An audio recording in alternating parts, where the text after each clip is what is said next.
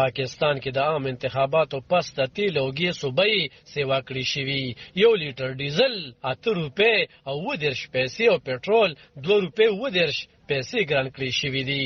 دغه رنګ د ګیز قیمتونه 80% زیات کړی شوي دي.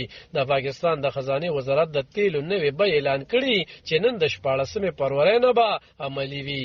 د خزانه وزارت ویلي چې د تیلو او ګیس د تنظیم ادارې وګړه پس پارختنه 1 لیټر پټرول 2 روپۍ 20 پیسې ګران کړل شوي چې ورسره د 1 لیټر پټرول بیه 215 روپۍ او د 2 پیسو ته رسیدلې ده. د اعلامیې تر ما د 1 لیټر های سپیډ ډیزل 8 روپۍ او 80 پیسې ګرانولو 1 لیټر ډیزل 200 روپۍ او 80 پیسې روپو ته رسیدلې دي. د نگران حکومت د منځوري وروسته وګړه د ګیس بیې هم سیوا کړي او د ګیس په قیمتونو کې 80% سیواوالي اعلامیه جاری کړل شوې ده. د اعلامیې تر ما په کورونو کې کاریدونکو ګیس کې د میاشتې په سر د 15 کیوبیک میټر پورې پروټیکټډ صارفینو د پاره ګیس د یو کم 80 روپو سیوا کولو سره د 121 روپو نه 200 روپو او د میاشتې د 50 کیوبیک میټر پورې پروټیکټډ صارفینو د پاره ګیس په قیمت کې د 100 روپو اضافه شوی او د 1.5 نه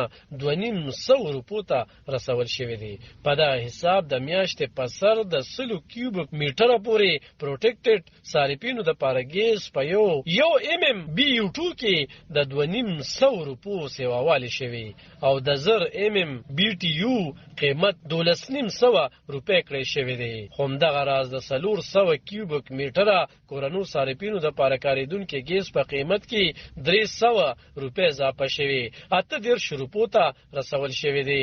لدې وړاندې په لومړی فروری نگران حکومت خیوات کې د عام انتخاباتو نه وړاندې د تیلو بیې لوړې کړي او د 1 لیټر پټرول په نرخ کې 14 روپۍ او 50 پیسې زیاتوالی اعلان کړی وو. همدغه شان د های سپیډ ډیزلو په نرخ کې 2 روپۍ او 50 پیسې اضافه اعلان شوی و. علب خان شیرپو دلبر نیوز 400 پاکستان.